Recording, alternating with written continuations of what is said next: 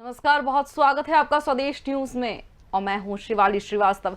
बात करेंगे दूसरी लहर युवाओं पर भारी। जी हां, ये हम नहीं कह रहे, आईसीएमआर की तरफ से ये रिपोर्ट आई है जिसमें उन्होंने साफ साफ कहा है कि दूसरी लहर युवाओं पर बेहद भारी है। जिस तरह से आंकड़े भी निकलकर सामने आ रहे हैं, हमने देखा है कि लगातार युवा कोरोना की चपेट में आ रहे हैं। अगर बात की जाए पहली लहर की, तो जहां पहली लहर ने बुजुर्गों को अपनी चपेट में लिया था, अपना कहर बरपाया था बुजुर्गों पर, वहीं अब दूसरी लहर युवाओं को अपने शिकंजे में ली हुई है।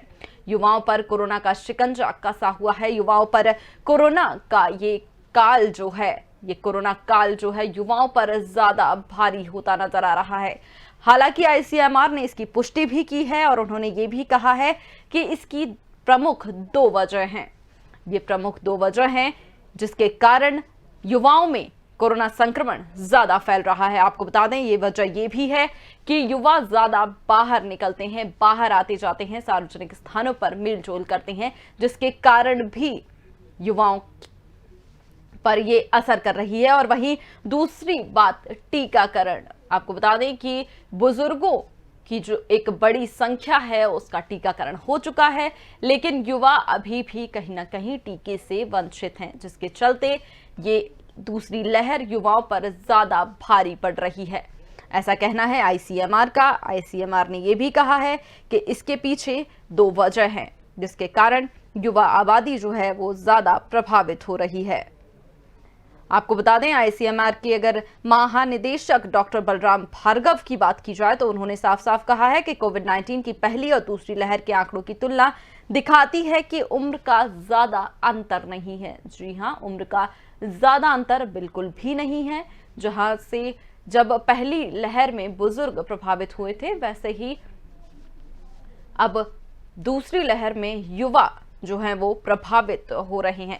इस चर्चा में हमारे साथ शामिल होंगे डॉक्टर RN टंडन, पूर्व जनरल सेक्रेटरी IMA, डॉक्टर करण पिपरे, पूर्व सुप्रिंटेंडेंट रायपुर एम्स। सर, बहुत बहुत स्वागत है आप दोनों का स्वदेश न्यूज में।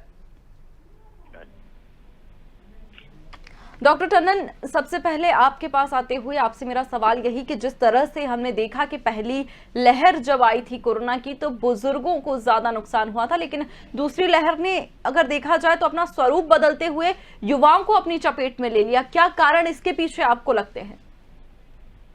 ये बहुत पहले से हम लोग इस बारे में बात कर रहे हैं जी, कि जिस तरीके से फर्स्ट वेव के बाद, लॉकडाउन खत्म होने के बाद लॉकडाउन रिस्ट्रिक्शन धीरे धीरे उठाए गए थे, उस समय से लेकर के और जब तक अब पार्शियल लॉकडाउन जो लगे हैं और ये सेकेंड वेव शुरू हुई है, इस बीच में अगर सबसे ज्यादा लोग सड़कों पे दिखाई दे रहे थे, चाहे किसी भी चीज के लिए हो, चाहे वो रोजी रोटी कमाने के लिए है, चाहे वो हम इतने समय के बाद कोविड जो फेटीग हो गया था उसके बाद सड़कों पे निकल के आए थे, वो सब यंगस्टर्स थे।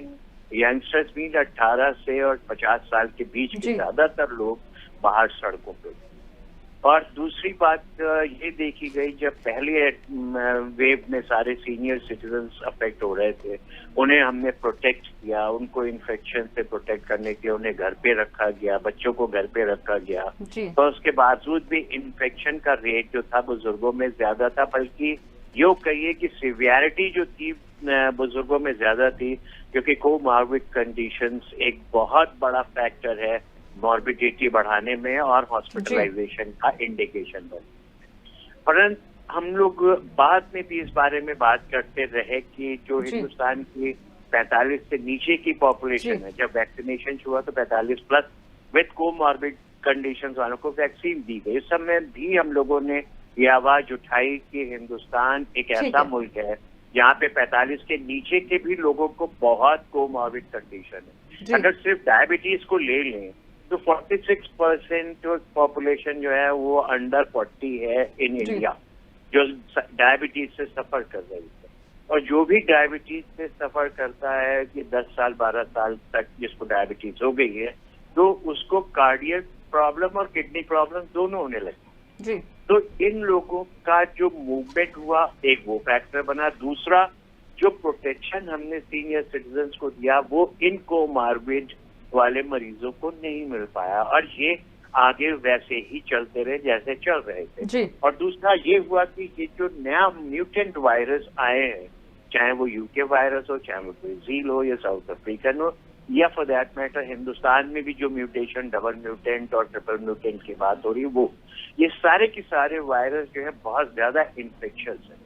तो जो आदमी सड़कों पे था उसको सबसे ज्यादा इन्फेक्शन होने का चांसेस रहा, और वही नतीजा है कि हमारे युवा वर्ग जिसका काम ही सिर्फ यही है सुबह से शाम तक काम करना, घर वालों के लिए पैसे कमाना, उनके खाने पीने का इंतजाम करना और अपनी जीवनचर्या को आगे चलाने के लिए किसी न किसी तरीके का रोजगार कर, चाहे वो डेली वेजेस वाला हो, चाहे वो पटरी पे बाजार लगाने वाला हो या सब्जी भाजी बेचने वाला हो, ये सब एक किस्म से युवा वर्ग है। चाहे जितनी भी फैक्ट्रियों में काम करने वाले लोग हैं वो सब युवा वर्ग के लोग, तो उनका जितना मूवमेंट था, और जब इन्फेक्टिविटी इस वायरस की बहुत ज्यादा, यानी कि इन्फेक्शन पहले अगर उतना नहीं करता था, ये अब उससे ट्रिपल इन्फेक्शियस हो गया। अगर आप देखो पहले 1 लाख भी केस नहीं हुए जो पुराना वायरस था, और अब हमने 4 लाख को भी क्रॉस किया। वो अलग है, अच्छा है कि लॉकडाउन लगा है कुछ जगहों में तो उनके नंबर्स कम होना शुरू हुए हैं। ये एक एनकरेजिंग साइन है कि लॉकडाउन के असर दिखाई दे रहे हैं। पर अगर हमें इस लड़ाई को आगे तक लड़ना है और इसे यहाँ रोकना है, तो सबसे जरूरी है हमारा वैक्सीनेशन का प्रोग्राम बहुत तेजी से बढ़ना चाहिए। बल्कि ये देखा जा रहा है 1 मई से जो युवाओं के लिए वैक्सीनेशन का प्रोग्राम शुरू हुआ है, तो नंबर ऑफ वैक्सीनेशन जो है वो कम होते जा रहे हैं। उसकी वजह ये है कि वैक्सीन की सप्लाई उतनी नहीं है जितनी चाहिए है, उतनी वैक्सीन अवेलेबल नहीं हो रही है।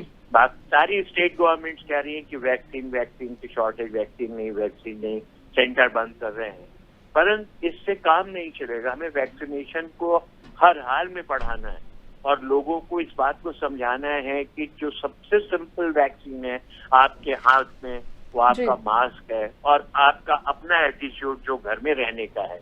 तो आत्मनिर्भर अगर इस बीमारी से बनना है आपको लड़ने के लिए, तो वो आत्मनिर्भरता आपको अपने अंदर दिखानी पड़ेगी, और वो सिर्फ है डबल मास्किंग, घर में रहिए, अपनी हाइजीन का ख्याल रखिए, अपने खाने पीने का ख्याल रखिए, अननेसेसरली बाहर मत जाइए, और जैसे ही मौका लगे वैक्सीन का तुरंत वैक्सीन लीजिए। वैक्सीन से कोई घबराने की जरूरत नहीं है। वैक्सीन 100% प्रोटेक्ट ना भी करे, परंतु आपकी सिवियरिटी बीमारी को कम करेगी। और ये देखा जा रहा है कि इस समय जो डेथ्स हो रही है, अगर हम आपको गुड़गांव का एक एनालिसिस जो आया है उसमें ये देखा जा रहा है कि मोर देन 50% डेथ जो है वो बिलो 40 है। यानी कि जो लोग वैक्सीनेटेड है, सीनियर सिटीजन, उनकी मोर्टेलिटी इस सेकेंड वेव में कम हो गई है।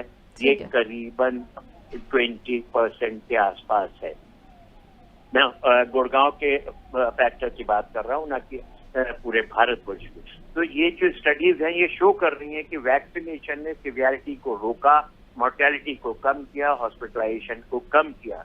तो सबको इस बात को समझना है कि प्रोटेक्शन, प्रिवेंशन और वैक्सीनेशन 3 ही चीजें हैं जो आपको कर सकती है। तो प्रोटेक्शन के लिए मास्क है, प्रिवेंशन के लिए घर में रहिए, और जब आपको मौका लग जाए वैक्सीन लगवाइए।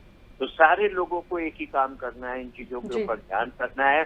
और दूसरी चीज सबसे बड़ी जो मोर्टेलिटी बढ़ा रही है यंगस्टर्स में, प्रोबेबली शुरू के जो सिम्टम्स है माइल्ड, वो उसको यंगस्टर्स जो है वो शायद, ऐसा मेरा मानना है कि वो उनको मान नहीं रहा है कि ये कोविड हो रहा है। तो जो एक हमारे पास सेफ विंडो होता है फर्स्ट 5-7 डेज का, अगर आप उसमें बीमारी डिटेक्ट करके इलाज शुरू कर देते हैं, तो जो 9वें से लेके और 15वें दिन के अंदर सिवियरिटी बढ़ती है बीमारी की, वो कंट्रोल में नहीं आती है। और आप जब पहुंचते हो हॉस्पिटल में, तो वो विंडो पीरियड आपका खत्म हो चुका है, आप सिवियरिटी वाले स्टेज में पहुंचते हो, और फिर सडनली पता चलता है, डायग्नोसिस होती है कि आरटी-पीसीआर पॉजिटिव है, सीटी में आपके बहुत सारे लीजन्स आ रहे हैं और आपकी 3-4 दिन में डेथ हो रही है। तो ये एक चीज समझना है कि पहले ही सिम्टम पे, मैं रोज कह रहा हूँ एक बात को, कि कोरोना वायरस से कोई भी चीज हो सकती है सिवाय 2 चीजों के, ना तो फ्रैक्चर होगा और ना ही प्रेगनेंसी होगी। कोरोना वायरस से किसी भी तरीके का कोई भी सिम्टम आता है उसको आप कोरोना इन्फेक्शन मान के चले, अपना देखभाल करें, डॉक्टर से कंसल्ट करें और जैसे ही मौका लगता है अपना टेस्ट कराएं, चाहे वो रैपिड एंटीजन टेस्ट कराएं या आरटीपीसीआर जी। हमारे साथ बहुत जरूरी है कि प्रोटेक्ट करें अपने आप। जी, हमारे साथ डॉक्टर करण पीपरे भी जुड़े हुए हैं, पूर्व सुप्रिंटेंडेंट रायपुर एम्स। सर, बहुत बहुत स्वागत है आपका भी स्वदेश न्यूज में। थैंक यू वेरी मच, बहुत बहुत धन्यवाद जी। डॉक्टर करण, हम बात कर रहे हैं युवाओं पर, जिस तरह से ये लहर, दूसरी लहर जो है कोरोना की, वो कहर बरपा रही है। जिस तरह से हमने देखा था कि पहली लहर में जब बुजुर्गों को कोरोना ने अपनी चपेट में लिया था, और अब दूसरी लहर में जो है युवाओं पर भारी पड़ रही है ये। और आज आईसीएमआर ने भी ये पुष्टि कर दी है कि युवाओं पर ये लहर जो है वो ज्यादा भारी है। उसके कुछ कुछ उपाय भी उन्होंने बताया, कुछ कुछ वजह भी उन्होंने बताई है कि शायद युवा बाहर जाने लगे हैं इस वजह से भी। और उन्होंने ये बात भी कही कि देश में SARS CoV-2 जो है वो मौजूद है, उसका स्वरूप कहीं ना कहीं युवाओं को प्रभावित कर रहा है। तो ये क्या है SARS CoV-2? ये बहुत अच्छा प्रश्न किया आपने, और डॉक्टर टंडन साहब ने जो एक्सप्लेन किया बहुत ही साइंटिफिक और एक्यूरेट है। अपने अनुभव के अनुसार उन्होंने जितनी भी बातें बताई related with protection, prevention, vaccination, oxygenation, distancing, ये बहुत जरूरी है। जैसे हम सभी लोग पूरे विश्व में इस प्रकार की चर्चाएं कर रहे हैं। और जैसा कि आपने बताया कि युवा जो होता है, लगभग 18 साल से 40-45 साल के जो व्यक्ति होते हैं, ये ही समाज के, घर के सबसे जिम्मेदार लोग होते हैं। देश के जिम्मेदार और देश का बोझ इन्हीं के कंधों पर होता है। और म्यूटेंट वायरस है जो जिसने अपना स्वरूप बदला है। सभी लोग कह रहे हैं, साइंटिफिक स्टडी और अध्ययन के द्वारा वैज्ञानिकों ने यह बताया है कि पिछला जो वायरस था कोविड-19 से, ये अभी जो भी अमेरिका से, कैलिफोर्निया, अभी कल ही पता चला कि हैदराबाद से भी कोई वायरस छत्तीसगढ़ और मध्य प्रदेश में उसका भी इन्फेक्शन देखने में आया है, ट्रांसमिशन हुआ है। तो मैं समझता हूँ युवा जो है, युवा कॉलेज में जाता है, युवा नौकरी में जाता है, युवा दुकानदारों में होता है, युवा बाजार जाता है, युवा सामान लेने जाता है, घर के सारे काम करता है। और चाहे युवा महिलाएं हों और चाहे लड़के हों, आज के युग में बराबरी से चलते हैं। और फिर एक और बात साइंटिफिक तौर पे ये भी कहा जाएगा कि युवाओं में भी पुरुष वो ज्यादा इन्फेक्शन हो रहे हैं, क्योंकि पुरुषों की संख्या ज्यादा है। पुरुष सबसे ज्यादा मोटरसाइकिल और बाइक और कारों में यहाँ वहाँ जाते हैं और अपने कार्यों को करने के लिए बाहर निकलते हैं घर से। जो बुजुर्ग लोग हैं वो नहीं करते। लेकिन ये वायरस बहुत, इसको देखना पड़ेगा, सोचना पड़ेगा। वैज्ञानिक हर दृष्टि से 14-15 माह ही हुए हैं अभी इसका वैज्ञानिकों के द्वारा अध्ययन किया जा रहा है। ये कंफ्यूजिंग भी है और नए नए चमत्कारी ये अपने रूप दिखाता है। कभी 80%, कभी 90% लोगों में इन्फेक्शन कर रहा है और सब अच्छे भी हो रहे हैं। 1%, 1.5% आदमी ही मौत के उसमें जाता है और 2-4% आदमी सीरियस रहता है। तो मैं समझता हूँ कि अगर इसका एक सा प्रभाव होता है, एक जहर होता है, जैसे उसकी ये लिमिट है, इसमें ये होना ही है, चाहे कुछ भी हो जाए, तो ये इस प्रकार से घातक नहीं साबित हो रहा है। क्योंकि मैक्सिमम पेशेंट अच्छे होकर अपने स्वास्थ्य का लाभ लेकर के घरों में वापस हो रहे हैं। Recovery rate is very high. Panic होने की जरूरत नहीं है, लेकिन बच के तो रहना पड़ेगा, क्योंकि इस पे अध्ययन चल रहा है। ये किस प्रकार का वायरस है, किस को कब घातक करेगा, हो सकता पर 1 महीने बाद में फिर अगर मान लो लोगों ने लापरवाही की और दिशा निर्देशों का पालन नहीं किया तो महिलाओं में ज्यादा दिख गया, तो फिर अपन चर्चा करेंगे कि अब ये महिलाओं में है।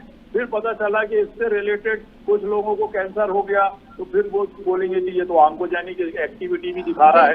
तो ये बहुत ही कंफ्यूजिंग और अध्ययन का विषय है, बहुत कंफ्यूज कर रहा है। लेकिन समय समय पे जो हमारे आईसीएमआर की गाइडलाइंस हैं, WHO की गाइडलाइंस हैं, जो वैज्ञानिक इस पर रिसर्च कर रहे हैं, पैथोलॉजिस्ट हैं, माइक्रोबायोलॉजिस्ट हैं, वायरोलॉजिस्ट हैं, ये सब तो इसका कुछ ना कुछ कंक्लूजन जरूर निकल कर आएगा अध्ययन के पश्चात। और मैं फिर कहूंगा कि जो कोरोना की जो दूसरी लहर है, इसमें युवाओं की संख्या इसीलिए ज्यादा है कि वो पालन अच्छे से नहीं कर रहे हैं, भीड़ वाले इलाकों में जा रहे हैं इकट्ठे होकर के, और सबसे ज्यादा सक्रिय तो युवा ही होते हैं। बच्चों को संभाल के रखा हुआ माताओं बहनों ने, उनके पापा ने, और बुजुर्गों को भी संभाल के रखा हुआ है। उनको तो दोनों वर्ग के लोगों को डांट डपट के घर पे बैठा दिया जाता है। लेकिन युवा कहाँ कहना मानता है इतना, वो तो काम भी करता है, अपनी जिम्मेदारियां भी निभाता है, अपना जो मनचलापन है उससे वो बाहर आउटिंग में भी जाता है, शहरों में जाता है, ट्रेन में, बस में, सब जगह जाता है। तो देश में जो मौजूद जो सार्स कोविड का जो स्वरूप है उसकी वजह से भी यह हो सकता है, शोध का विषय है। और जब तक प्रमाण के साथ सत्यता का पता नहीं चलेगा, मालूम नहीं होगा, तब तक हम इसको एक्यूरेट ये भी नहीं कह सकते कि युवाओं में सबसे ज्यादा हो रहा है, या पहले कहते थे कि डायबिटीज और हाइपरटेंशन वालों को, लकवा वालों को सबसे ज्यादा हो रहा है। अब तो ये देखने में आ रहा है कि सभी लोगों को ये घातक रूप से हमला कर रहा है। मैक्सिमम केसेस हमारे देखने में आ रहे हैं, बहुत कम हॉस्पिटल में आते हैं, मैक्सिमम होम क्वारंटाइन होकर के घर के पूरे, मुझे अनुभव है, मैं डेली 24 घंटे किसी भी समय घंटी खटखटाती है जब मोबाइल की, चाहे वो मध्य प्रदेश का हो, चाहे छत्तीसगढ़ का हो, गांव से लेके शहर तक के लोग जानकारी के लिए और गाइडलाइन के लिए, एडमिशन के लिए, वेंटिलेटर, अपने लक्षण बताते हैं, अपनी रिपोर्ट बताते हैं, सीटी स्कैन व्हाट्सएप में भेजते हैं और कोविड-19 की पॉजिटिव रिपोर्ट भेजते हैं। फिर पता चलता है उनको कि मेरे घर के तो 11 सदस्य से 11 के 11 पॉजिटिव निकले, उसमें सिर्फ पापा को भर सांस लेने में तकलीफ है, लेकिन उतनी ज्यादा तकलीफ नहीं है, खा रहे पी रहे हैं। तो हम तो समझ जाते हैं जो आदमी खा रहा है, पी रहा है, टॉयलेट जा रहा है, घर पे पानी पी रहा है, वो भी अच्छा हो जाएगा। बुजुर्ग है, इलास्टिसिटी उसकी जो लंग्स की पैरेंकाइमा की होती है, लंग्स के जो टिश्यू सेल्स होते हैं उसकी इलास्टिसिटी ओल्ड एज में कम हो जाती है। और इतनी लंबी जिंदगी जो 50 साल 70 साल की होती है, उसमें मालूम नहीं कितने इन्फेक्शन और डस्ट का प्रभाव उसमें हुआ होगा, तो वो उतना मजबूत वाला नहीं रहता, लेकिन वो भी अच्छे हो रहे हैं। इसका ये मतलब है कि ये वायरस जो है उन्हीं लोगों को मार रहा है जिनकी इम्यूनिटी कम है और जो लापरवाह हैं, समय पे अपना इलाज नहीं करा रहे। शासन की ओर से ऑक्सीजन की पर्याप्त मात्रा है, शासन की ओर से हाइड्रोक्सीक्लोरोक्विन जो इस पे असर करती है, और आइवरमेक्टिन, एजिथ्रोमाइसिन और दूसरी एंटीबायोटिक भी है जो काम कर रही है, और विटामिन सी को जो भरमार है, करोड़ों की तादाद में लोगों को अस्पताल में सप्लाई हो रहा है, ट्रकों से आ रहा है, पीपीई किट आ रही है डॉक्टरों के लिए, अस्पताल की एवरीथिंग। दानदाता खड़े होकर के खुले हाथ से दान कर रहे हैं, हर प्रकार का कंसंट्रेशन ऑक्सीजन का, ऑक्सीजन सिलेंडर जगह जगह मैंने तो यहाँ देखा है कि ऑक्सीजन का भी सुनने में, मैंने 80-81 में सर्विस ज्वाइन की थी मैडम, उस समय से लेके अभी तक मेरे उस अस्पताल में एडिशनल पीएचसी ऑक्सीजन का एक भी सिलेंडर नहीं है। लेकिन आज तो गली गली चौराहे में उसके ऑक्सीजन के कंसंट्रेटर और ऑक्सीजन सिलेंडर आप पर्याप्त मात्रा में मिल रहे हैं। छोटे छोटे दुकान के जो लड़के हैं अपने, उनका जोशीला स्वभाव देख करके वो दान दे रहे हैं।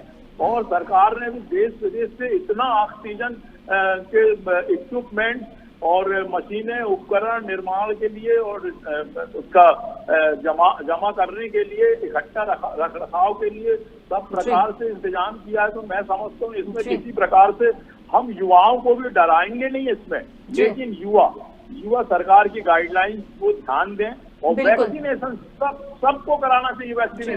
वैक्सीनेशन ही एक ऐसा जरिया है जिसके कारण हम इसको प्रिवेंशन कर सकते हैं। कोविड-19 का इन्फेक्शन अगर उसका कीटाणु हमारे श्वास के द्वारा शरीर में प्रवेश भी करेगा तो हमारी इम्यूनिटी पावर वैक्सीनेशन के पश्चात इतनी मजबूत होगी कि कोरोना का इन्फेक्शन हमको किसी प्रकार से मार नहीं सकता। सर्दी जुकाम हल्का सा इन्फेक्शन हो जाएगा, उसके नॉर्मल सेल्स और कोविड की सेल्स के और इम्यूनिटी सिस्टम की सेल्स की लड़ाई के बीच में अगर टेम्परेचर थोड़ा सा बढ़ता भी है, लेकिन घातक हमला नहीं कर पाएगा। तो हमारा तो रिक्वेस्ट यही है और सलाह यही है कि जितने ज्यादा से ज्यादा वैक्सीनेशन होंगे, सरकार से भी निवेदन है कि वैक्सीनेशन पे ज्यादा ध्यान दिया जाए, अधिक से अधिक वैक्सीनेशन समाज के लोगों में होना चाहिए, चाहे वो फ्रंट वॉरियर्स हैं, फ्रंट लाइन के, चाहे स्टूडेंट्स हैं, कॉलेज हैं, क्योंकि वैक्सीनेशन अगर नहीं होगा तो स्कूल कॉलेज जाने में उन लोगों को तकलीफ होगी, इन्फेक्शन और बढ़ेगा। आगे की लहर को रोकना बहुत जरूरी है। डॉक्टर करण, आपने एक बहुत अच्छी बात कही इस वक्त कि हमारा उद्देश्य जो है वो डराना नहीं है बल्कि सावधानी और सतर्कता फैलाना है। ये बहुत अच्छी बात आपने कही है जी। डॉक्टर टंडन, जिस तरह से हम शुरुआत से भी सुनते भी आए हैं कि युवाओं का जो इम्यूनिटी सिस्टम होता है वो काफी स्ट्रांग होता है, तो क्या कहीं ना कहीं अब ये युवाओं की लापरवाही या ओवर कॉन्फिडेंस भी हो गया है कि भाई हमें कुछ नहीं होगा क्योंकि हम युवा हैं? तो क्या इस लापरवाही के चलते भी कोरोना की जो संक्रमण दर है वो इतनी बढ़ गई थी? देखिए, इसको लापरवाही कहें या कोरोना फटीग कहें या उनको इतनी समझ नहीं आई बातें जो कही जा रही थी, और जिस तरह से चारों तरफ शोर शराबा, मीटिंग, फंक्शन, प्रोग्राम और चाहे जितने फेस्टिवल हो उनका सबका हो रहा था, चलन चल रहा था। तो जब इस तरीके का माहौल होता है तो युवा शक्ति को लगता है कि इसके माने अब किसी तरीके की कोई परेशानी नहीं है, कोई कोरोना नहीं है, और हम तो फिर यंग हैं, हमारी इम्यूनिटी है, हम अच्छा खाते पीते हैं, हम एक्सरसाइज करते हैं, तो हमें नहीं होगा। पर इस चीज में जो उन्होंने अपने कोरोना एप्रोप्रिएट बिहेवियर को बिल्कुल छोड़ दिया, उसका नतीजा जो है ये सेकेंड वेव इस स्पीड से बढ़ी है। अगर ये सारे प्रोटेक्शन हमने रखे होते, हमने मास्क पहना होता, हम अननेसेसरली बाहर ना घूमते, सारी मीटिंगों में नहीं जाते, तो शायद ये प्रॉब्लम उतनी नहीं होती जितनी हमें दिखाई दे रही है। म्यूटेंट वायरस का जो फैक्टर है वो सभी को उस समय और अभी भी काम में जो बीमारी बढ़ा रहा है वो करता, परंतु मास्किंग इस म्यूटेंट वायरस को भी रोकेगी। घर में आप रहेंगे तो इस म्यूटेंट वायरस से भी आप बच के रहेंगे। सिवियरिटी इन्फेक्शन की नहीं होगी अगर आप अपने आप को प्रोटेक्ट करेंगे। तो ये तीनों ही बातें मिलके कि उनके ऊपर से एक दबाव खत्म हो गया। कोरोना फैटीग की वजह से उन्होंने जैसे ही मौका लगा सब तरीके की एक्टिविटी शुरू कर दी, घूमना फिरना, हर जगह आना जाना। फिर उसके बाद जो हमारा माहौल था चारों तरफ वो सबको पता है, और आज हम ये देख रहे हैं कि हर जगह केसेस बढ़ रहे हैं। एक छोटे से पुडुचेरी में कल डेथ रिपोर्ट हो गई थी। तो ये एक मतलब बहुत सीरियस चीज है कि जरा छोटी छोटी जगहों में, गांव में जिस तरीके के माहौल आ रहे हैं वो सब शो कर रहे हैं कि क्या प्रॉब्लम है। इन सबसे हमें सीख लेनी है। डरने की बात सिर्फ इसलिए है कि आपको अपने आप को अगर प्रोटेक्ट करना है तो इस बीमारी के कहर से जो सिवियरिटी है उसको देखना है जो हो रहा है, उस चीज को सोच के आपको डरना है। परंतु इस चीज को भी ध्यान रखना है, अगर आप सतर्क हैं, आपने प्रिवेंशन के लिए सब चीजें करी हुई हैं, और आप जैसे ही परेशानी होती है डॉक्टर के संपर्क में आके अपना इलाज करते हैं तो आप 90% ठीक हो जाएंगे। हम उस 10% में जाने के लिए ही आपको समझा रहे हैं कि इस बीमारी के रंग रूप से थोड़ा सा संभलिए, थोड़ा सा अपने आप को प्रोटेक्ट कीजिए।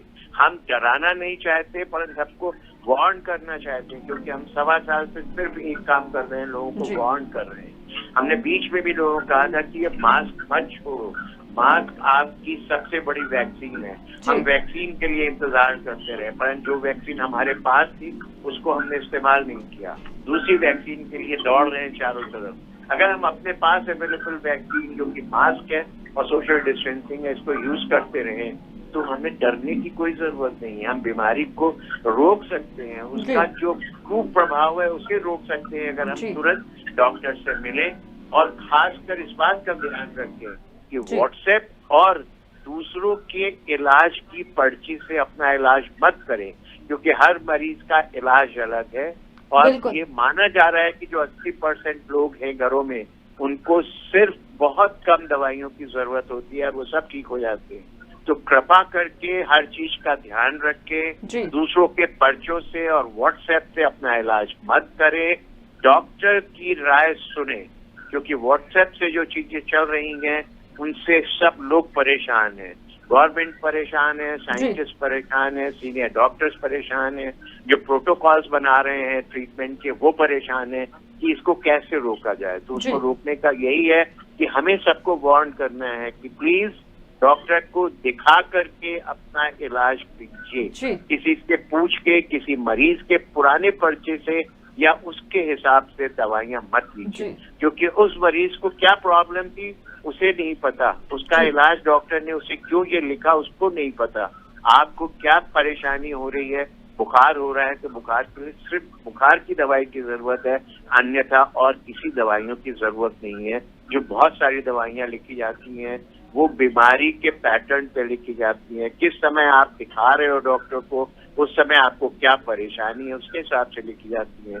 तो अपने आप को प्रोटेक्ट कीजिए विद मास्किंग, सोशल डिस्टेंसिंग, घर में रह के अननेसेसरी मत घूमिए।